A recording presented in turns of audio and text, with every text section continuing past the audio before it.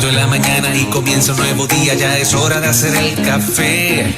Me conecto a nueva vida y me lleno de alegría porque sé que todo va a estar bien. En mi casa, en el auto, de camino a donde sea, entre todo lo que hay que hacer. Ya por nada me preocupo y me siento bien seguro porque cada día lo comienzo aquí en ruta. En ruta.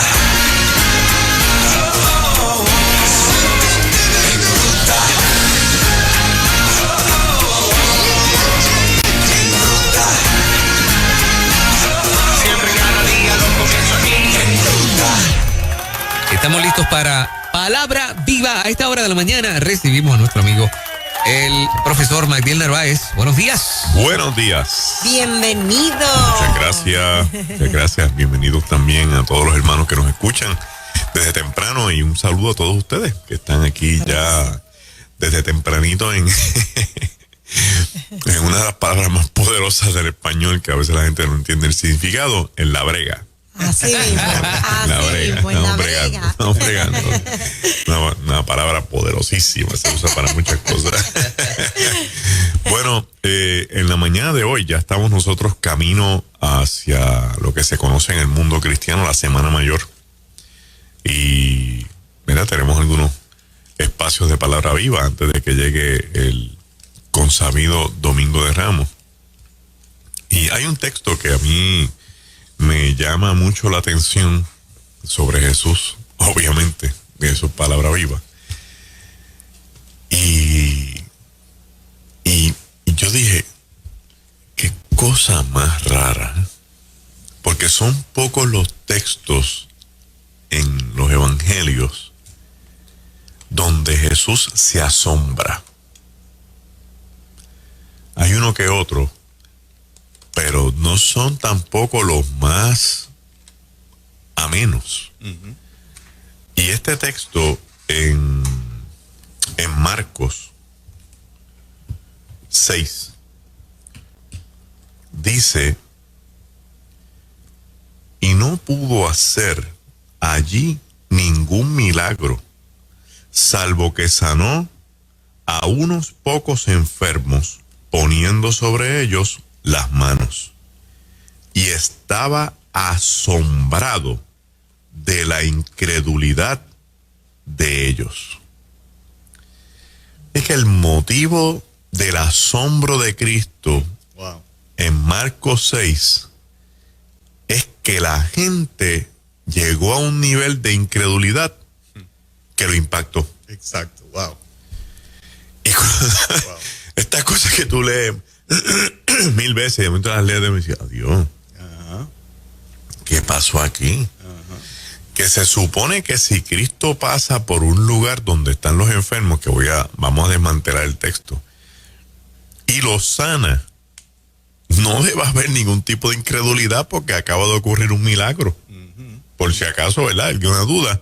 Y él dice que después de esto, como quiera, se asombró, porque la incredulidad lo impactó. Y se tuvo que ir a las aldeas de alrededor para enseñar. Dios mío, me voy de aquí, porque esto no tiene sentido. ¿Hasta dónde puede llegar un ser humano cuando se obsesiona en no creer? Estaba leyendo un autor de apellido Ladd, L-A-D-D, buenísimo. El libro se titula Teología del Nuevo Testamento. Y él decía que los judíos incrédulos no iban a poder creer en Cristo porque la incredulidad no les permitía ver a Cristo como la revelación de Dios en términos del Mesías. El elemento de la incredulidad llega a tal nivel que aún la persona viendo que está ocurriendo un fenómeno no quiere creer. Y ahí es que Cristo dice, no, esto se fue. Pero vamos a empezar, ¿verdad? ¿De dónde viene todo este tracto de esta historia que culmina con ese texto que he leído? Y es que dice el texto que Jesús estaba en Nazaret. Y para los hermanos que siempre nos escuchan y, ¿verdad? Y después nos preguntan, hacen su notita, algunos datos interesantes. Jesús se cría en Nazaret. Jesús nace en Belén, huyen a Egipto y regresan al lugar donde José parece que tenía familia, que es Nazaret. Allí, alegadamente, José tiene su área de trabajo, es conocido. Para algunas personas que nos han preguntado, y voy despachando algunas preguntitas, José es mucho mayor que María. La tradición dice que José es viudo cuando conoce a María.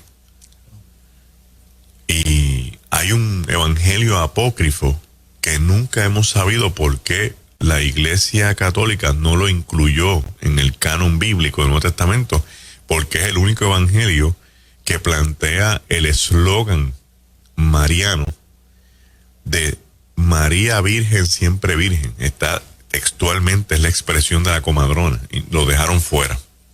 Pero en ese evangelio se plantea y está escrito en las cúpulas de la capilla Incora de Estambul, en dibujos y todo sobre esto, que José es viudo y está a las afueras de Jerusalén, cerca de las puertas, porque los viudos se paraban allí a echar suertes cuando las muchachitas salían, y si las veían ya con el cabello cubierto, era que ya habían pasado su primera menstruación, y entonces tenían derecho a escoger una.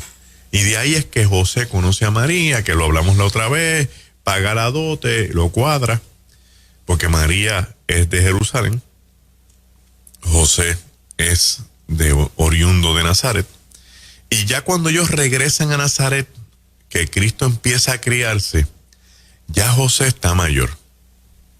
Ya José está mayor, y eventualmente José fallece prácticamente antes de que Cristo desate su ministerio, porque no se vuelve a mencionar, y Jesús está prácticamente a cargo de María.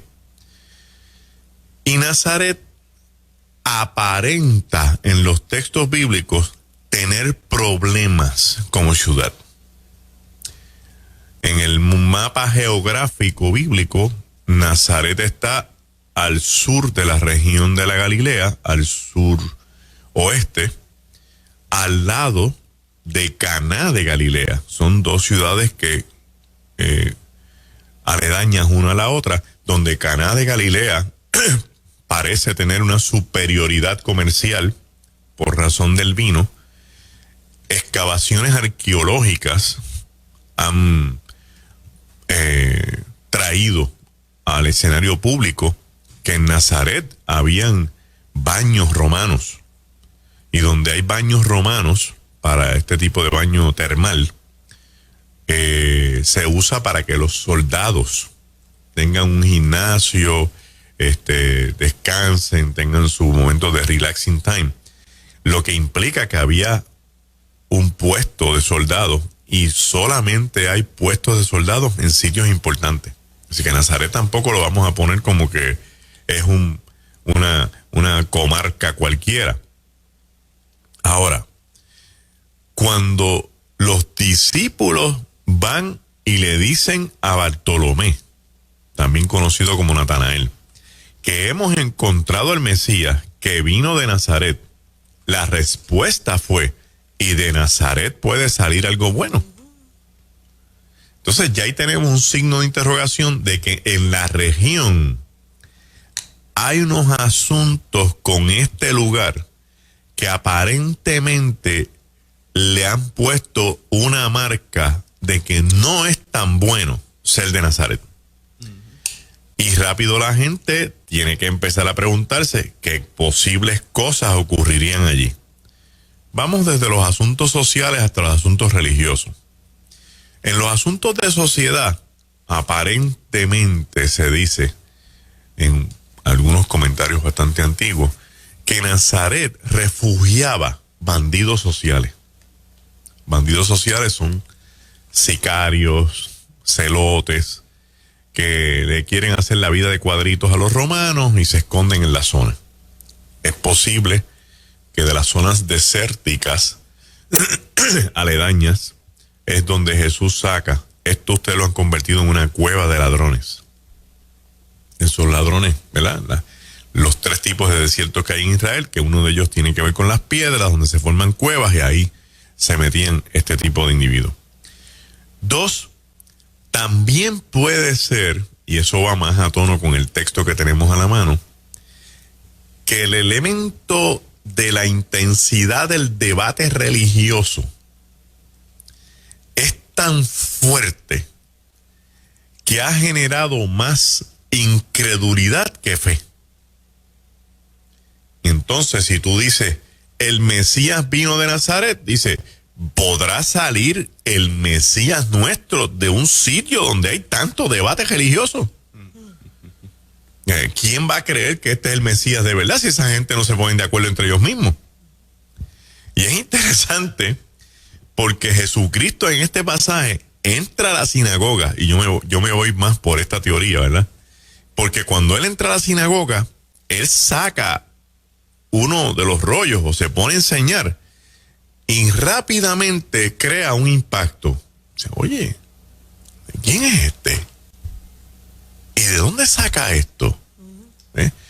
Y en esas primeras 2 preguntas nos paramos unos minutitos, porque las preguntas vienen dirigidas a 1, este no enseña aquí. Así que de entrada tenemos un individuo que solamente puede asumir posturas como él si es maestro de la ley. Y entonces aquí no lo conocemos como maestro de la ley y se metió aquí a enseñar. Pero lo más que me impresiona es el segundo comentario. ¿De dónde saca esta interpretación? Lo que quiere decir que la interpretación que está trayendo Cristo en el momento de la sinagoga es algo novel que le está trayendo controversia a lo que ellos han estado discutiendo constantemente. Y al traer algo novel, rápidamente tenemos que empezar a cuestionarnos lo que está pasando. Eso nos dice algo sobre la sinagoga de Nazaret. Nos dice en términos, ¿verdad?, sugestivos, de sugerencia, que aquí puede haber un grupo de gurús que son los que tienen el control de la interpretación y que no van a admitir que un tal fulano, que no se sabe todavía ni quién es, venga de afuera, sabe Dios de qué escuela teológica, de qué escuela judía, de qué rabinato, a traernos una interpretación que nos tumbe el kiosco que tenemos dentro de la sinagoga. El kiosco. Kiosco. Porque estos individuos viven de la admiración, viven del culto al intelecto. Sus escuelas dependen mucho de su posición social en Nazaret. Y si llega The New Kid in the Block con una nueva interpretación, que la gente pueda sentirse atraída por él, van a llevarle a sus niños para que él se los enseñe. No. Ponlo en la escuela de Jesús, que es tremendo maestro, muchachos. Tú lo oyes y quedas impactado. Y ahí empieza el debate. Y es interesante el punto que vengo a traer ahora, porque tiene que ver tanto y tanto y tanto con lo que estamos viviendo. Cuando la gente no puede atacar los argumentos, ataca las personas. Qué triste, qué triste. Vamos a verlo en blanco y negro. Sale el candidato alcalde del pueblo Trucupey a anunciar que él tiene este plan glorioso, que su pueblo va a revitalizarse, que él ha visto que puede mejorar los planteles, las carreteras, aquello, lo otro, para aquí, para allá. Y el candidato, cuando escucha que su opuesto ha traído un plan y lo ha agarrado fuera de base, en vez de traer una propuesta que compita, empieza a atacar a la persona.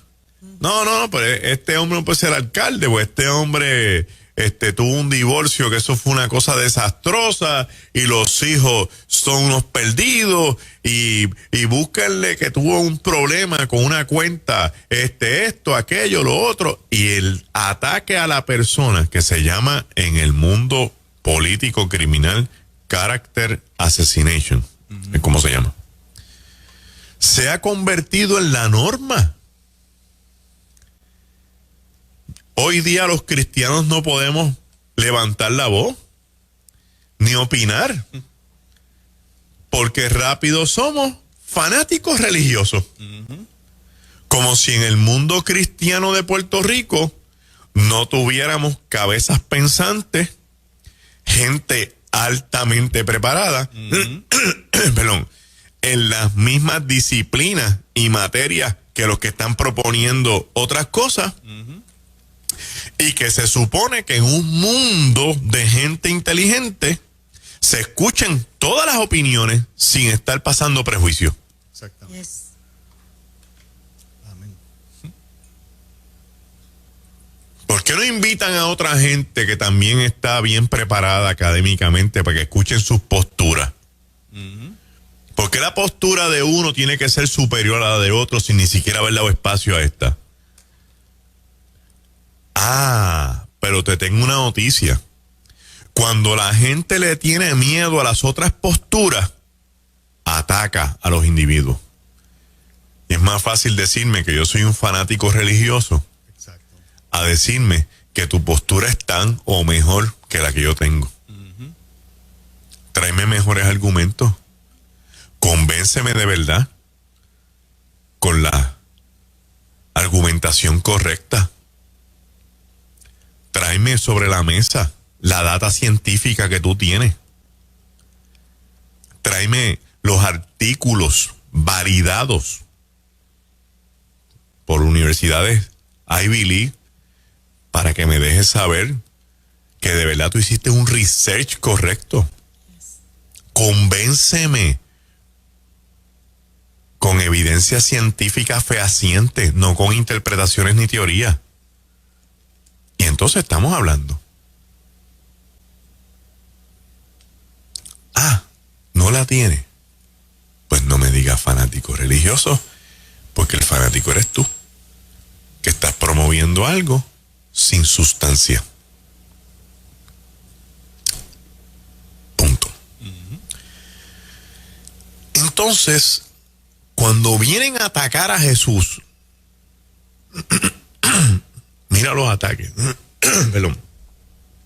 Como este texto también está en Mateo, hay que usarlo de referencia. En Mateo el ataque es hacia la paternidad. ¿No es este el hijo del carpintero? Y hay que empezar a leer los textos de múltiples formas, y aquí lo vamos a leer despectivamente. ¿No es este el hijo del carpintero? O sea, ¿quién es el papá de este individuo? Porque él se cría en Nazaret, pero recuerden que él llegó ahí ya adolescente. Él nace en Belén. Aquí no hay Facebook para hacer una trayectoria histórica de quién es este individuo. Además, aún sabiendo la historia, el comentario se puede hacer para hacer daño, para que la gente empiece a ver, oye, ¿verdad? ¿Quién es el papá? Porque yo solamente lo veo con la mamá para arriba y para abajo. Y empieza la gente a traer más comentarios. Este es el muchacho que no se sabe quién es el papá. No, el papá era el carpintero. No, ese es el padrastro.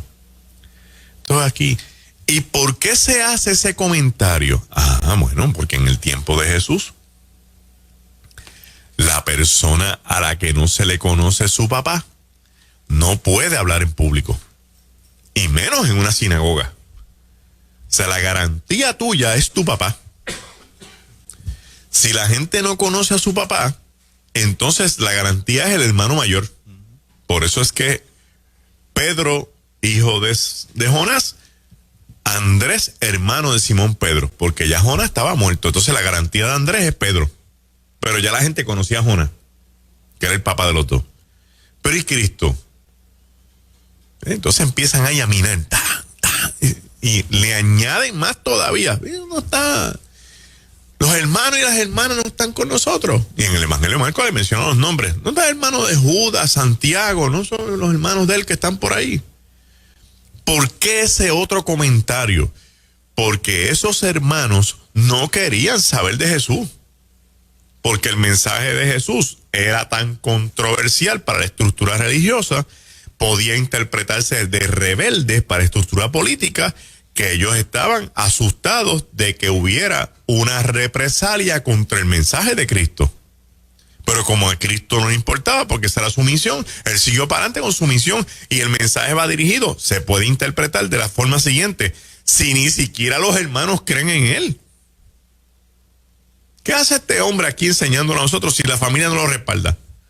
No se sabe quién es el papá, no puede hablar en público, y entonces viene aquí a la sinagoga a decirnos lo que tenemos que aprender. Hay un dicho de mi abuela, famosísimo, que decía: eso es querer bailar en la casa del trompo. Este es Cristo. Sin miedo. La iglesia no puede tener miedo a decir lo que tiene que decir. El día que la iglesia sucumba ante eso, deja de ser iglesia. Especialmente cuando los asuntos son en contra de los valores que nosotros representamos. Y que la gente no se equivoque, que hay personas que tienen esos mismos valores sin ser iglesia. A que no los enmarquen exclusivamente dentro del mundo cristiano. Exacto. Hay gente que no profesa el cristianismo, pero tienen esos valores. Pero hay que hablar. Hay que levantar la bandera. Sí, Magdiel, pero pues, como siempre pasa, le pasan el rolo por encima a uno. Pero yo quedo inscrito en la historia. Me pasaron el jolo, pero me pasaron el jolo con la bandera levantada. Eso es como el cuento del borracho. Que está en una barra y llega un individuo que decían tijera. Y todo el mundo se callaba porque él se molestaba. Entonces el borracho le dijeron: no le digas tijera. Eso fue decirle al borracho: dile tijera. Y el borracho dijo tijera, y el tipo le cayó encima de una pela. Wow. Y el borracho se levantó. Como los borrachos tan alcoholizados, tan inmunes, y volvió y le dijo tijera, y dio una segunda pela. Y el tipo cogió, le dijo tijera de nuevo y lo arrastró hasta el agua. Y cuando lo tenía ahogado, el hombre decía: dime tijera de nuevo. Y el borracho sacó la mano y hacía así. Y ya. Ay, Dios mío. ¿Qué pasa? ¿De qué está pasando el cuento? Cuando tú de verdad estás convencido de que tienes que decir algo, tú tienes que irte hasta las últimas consecuencias. Cristo se detuvo de hablar porque le estaban cuestionando la paternidad. Cristo se puso al tome y dame por el elemento que el enemigo le está trayendo. Cristo desvió la atención de lo que estaba haciendo porque este grupo de individuos lo está atacando a su persona, a su personalidad, a su reputación, a su familia. No se desconcentró. Él siguió haciendo lo que él vino a hacer. Iglesia, no te desenfoques. No te desconcentres. No te salgas del carril. Haz lo que tienes que hacer. Levántate en el nombre de Jesucristo y lo que tengas que decir, dilo. Lo que tengas que hacer, hazlo. Porque al final del día, el Señor, cuando se enfrente contigo y tú con Él, no te va a preguntar cuánto tiempo invertiste debatiéndote para defender tu reputación. Déjale eso al Espíritu de Dios. Echa cuero de cocodrilo contra todo lo que te tiren. Y sigue adelante, porque tú defiendes un estandarte que es superior a eso. Es un mundo espiritual, es un mundo eterno, es un mundo inmortal, es un mundo que es el que va a prevalecer al final de los tiempos, como quiera que sea. No te pueden pasar el rolo temporeramente. Al final, el Dios al que tú le sirves reinará por los siglos de los siglos, con aquellos que durante toda la vida defendieron ese reino. Cristo no se desvió. Al contrario, en el tome y dame, Cristo empezó a mirar y decía, ¿pero qué pasó aquí? Y dice, y se fue de allí y no hizo milagros. ¿Por qué? Porque el peso de la controversia en aquel lugar era la religiosidad, era la doctrina, era la interpretación humana, y se abrazaron tanto y tanto a eso que no hubo espacio para la revelación del Cristo.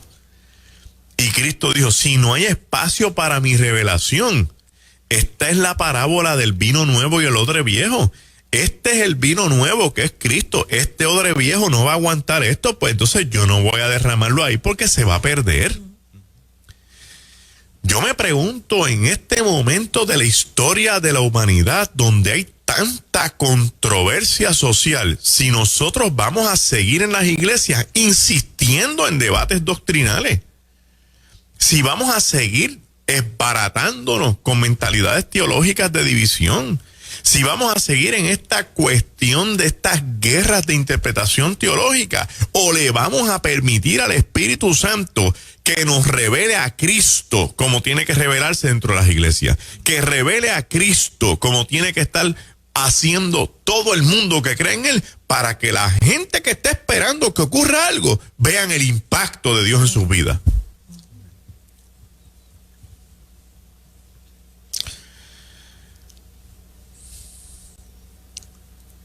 Tener un Cristo al lado de uno es lo mejor que te pueda pasar. Cuando esto no ocurre, porque la gente entra en debates teológicos, Jesús se echa a un lado. Mira lo que dice el texto, se fue de allí. ¿De cuántos sitios Jesús se está yendo hoy?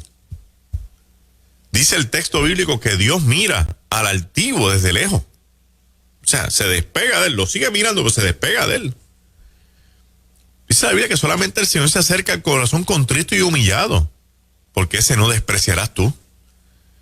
¿De cuántos lugares la presencia del Señor se está retirando? Porque el desenfoque que hay en el pueblo de Dios está obligando a que Cristo se salga un poquito. Déjame salirme en lo que ellos resuelven su debate ahí sobre la divinidad.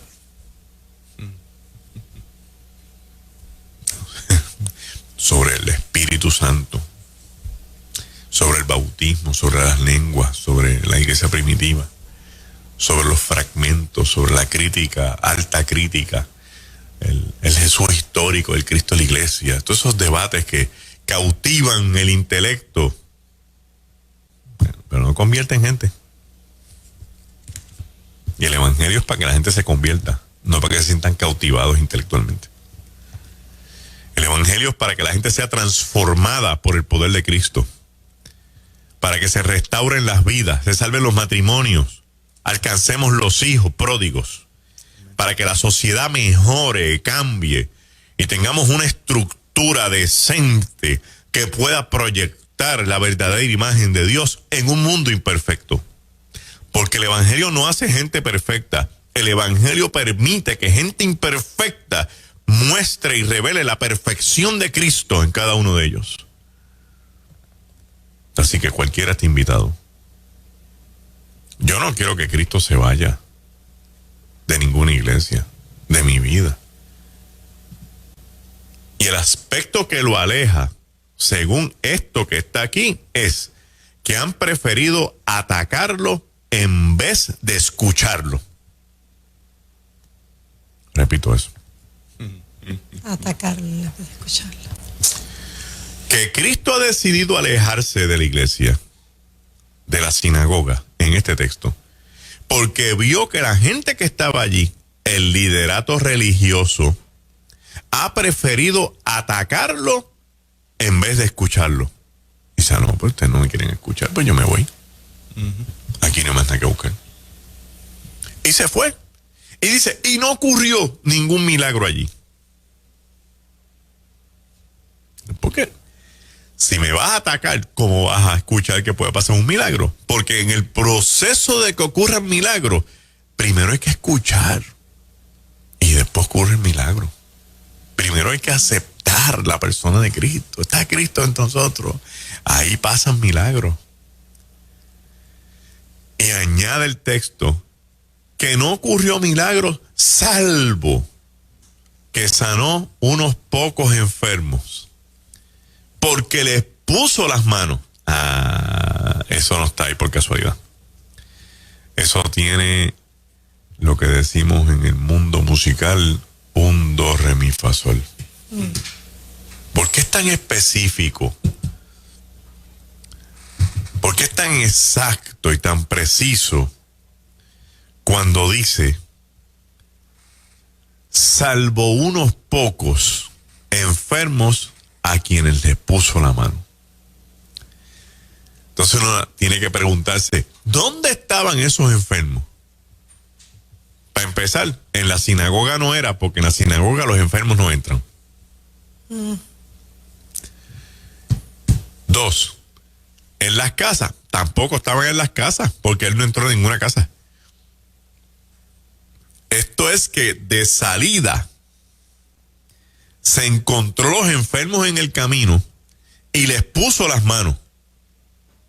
Mira qué cosa más controversial e irónica. En la sinagoga no lo quieren y se tiene que ir porque no lo quieren escuchar, pero sale de la sinagoga y en el camino se encuentran los enfermos y entonces a eso les pone las manos para que se sanen. El necesitado estaba fuera de la sinagoga y dentro de la sinagoga, pero los de adentro, en vez de darse la oportunidad, lo rechazan. Los de afuera le gritan para recibirlo. Y aquí, si yo lo interpreto así, de esas cosas que le vienen a uno a la mente, hay más necesitados afuera que adentro. Porque de momento la sinagoga se convirtió en un centro educativo para el debate teológico, no para la administración de las almas. Y a veces me pregunto si nosotros estamos camino a convertirnos en ese tipo de sinagoga, donde dentro de nuestras estructuras lo que se hace es el debate teológico, el repetir el mismo culto todos los domingos con un sermón diferente y con unos cánticos distintos, pero no está pasando nada. ¿Por qué no está pasando nada? Pues no sé, a lo mejor Cristo no está allí. Cristo tiene que entrar de nuevo a los templos nuestros. Cristo tiene que volver a la iglesia. Cristo tiene que ser el centro de nuestro culto para que ocurran milagros poderosos y poder revelarle a un mundo que se ríe de nosotros que todavía el poder de Dios está en acción. Está vigente. Puede hacer cosas grandes en aquellos que creen y que se quieran dar la oportunidad. Y entonces Cristo dice que, el texto, que se asombró por la incredulidad de todos ellos.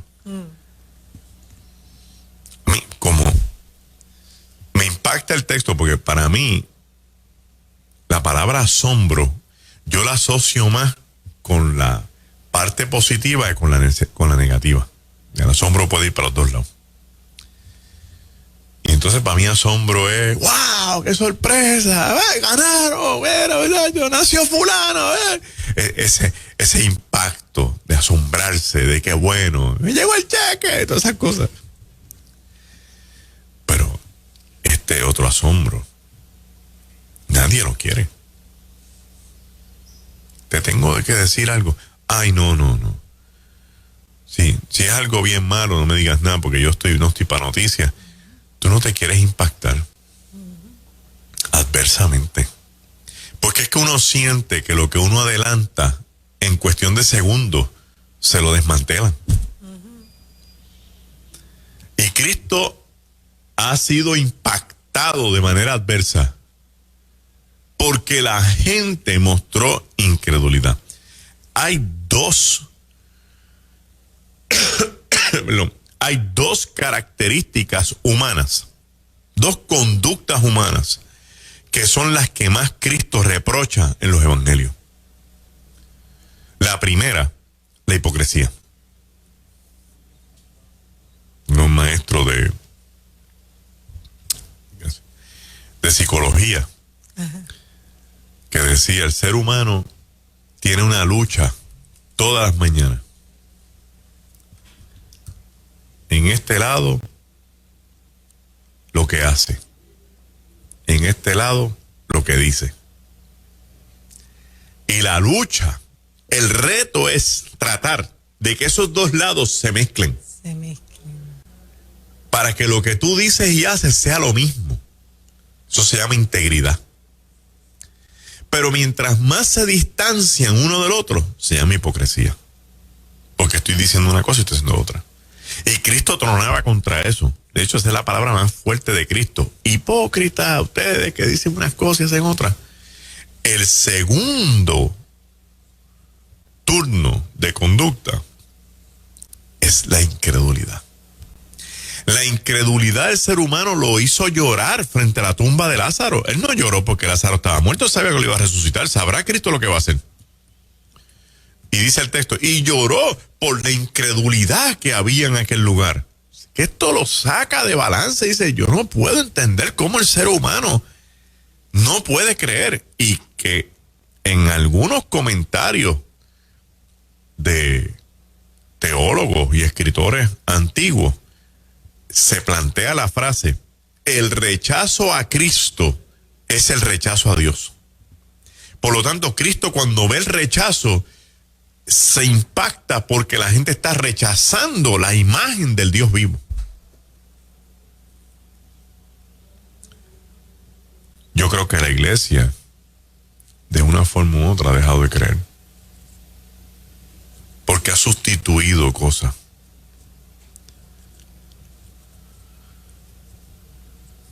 Hace un tiempo atrás hablé de este testimonio y lo voy a mencionar de nuevo.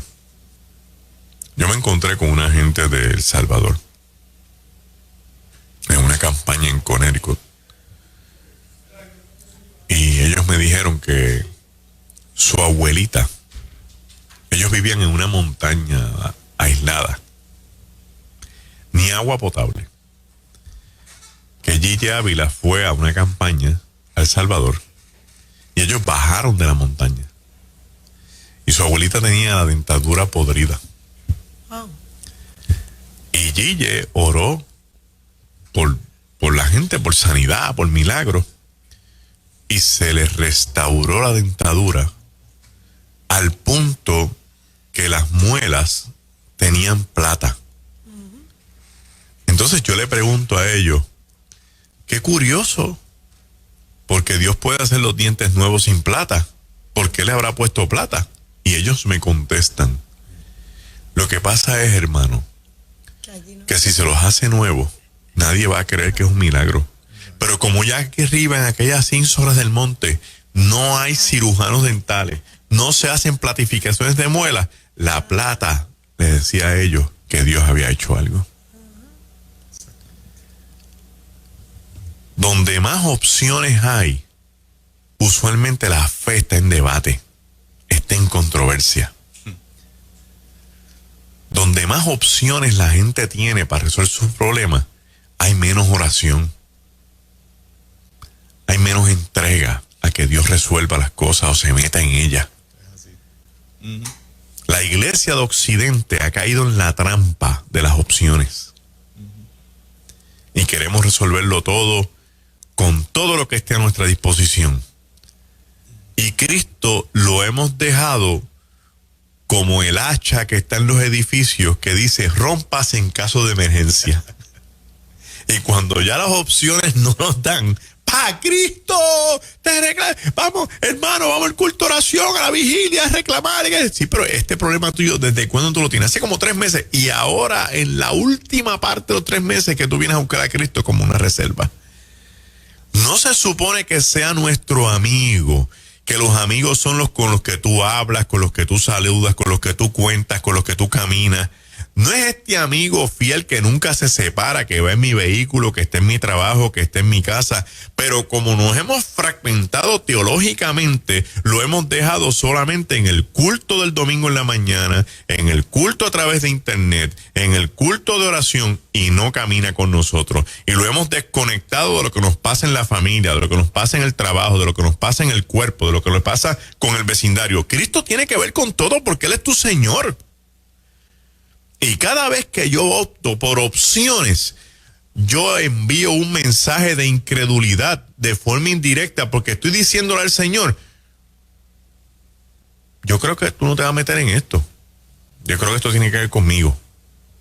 O le estoy diciendo al Señor, yo voy a bregar con esto, cualquier cosa tú me das la mano.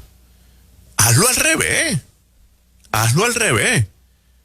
Y en síntesis, el texto me está invitando a algo interesante. Si Cristo, donde hay incredulidad, se aleja, quiere decir que donde hay fe, se queda.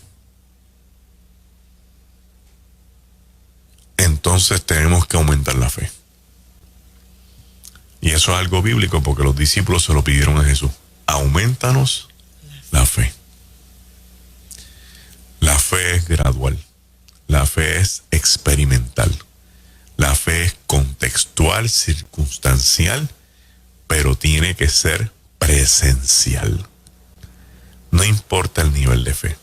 Es mejor estar en una crisis de fe, pero sabiendo que la tengo, a estar en un nivel de incredulidad, de resistencia, de que el tiempo de los milagros es para la iglesia primitiva, de que el tiempo del Espíritu Santo ya pasó, eso no es para ahora, de que no hay tal cosa como avivamiento, de que Cristo no viene, de que la iglesia no se va. Mientras más sigamos con ese tipo de argumentación pública desde la estructura de la iglesia, más incredulidad vamos a fomentar. Entonces Cristo se va a ir alejando un poquito y le vamos a hacer el coro al texto que dice: cuando el Hijo del Hombre vuelva, hallará fe en la tierra. Pues yo quiero ser de los que mantienen la fe, de los que voy a poner por encima mi relación con Él a mi estructura teológica, de que prefiero escuchar su voz que al debate estéril y nefasto de estos tiempos, de que no puede haber una división mental entre lo que yo quiero creer y lo que yo quiero pensar. Quiero que lo que yo pienso y lo que yo creo se mezclen y sea uno. Porque si algo me interesa, hermano y hermana que nos escuchan esta mañana, amigo y amiga que nos escuchan esta mañana, si algo me interesa y si algo debería interesarnos, es que Cristo no se vaya porque encontró incredulidad en nosotros, sino que se quede para que entonces ocurran milagros donde Él está. Que Dios te bendiga en esta mañana. Amén. Qué preciosa palabra, ¿verdad que sí? Para que ocurran milagros donde Él esté. Amén. Me llamó la atención la parte que dijiste, podemos tener una crisis de fe. Sí. ¿Es más abundante de lo que nosotros pensamos? Es abundante. Sí. Es constante. La fe siempre está en crisis. Porque Okay. crisis significa reto, desafío, oportunidad. Entonces, si yo quiero aumentar mi fe, aparece la situación perfecta para que la fe sea debatible. Okay. Y entonces ahí ocurren dos cosas. O mi fe me aguanta en el proceso para yo seguir adelante, o yo me doy cuenta que no tengo la fe necesaria y ahí el Señor aprovecha y me aumenta la fe. Y se da la crisis porque no vemos lo que queremos ver cuando nosotros queremos, o porque salimos de una y viene otra, salimos de una y viene otra. Todas las anteriores.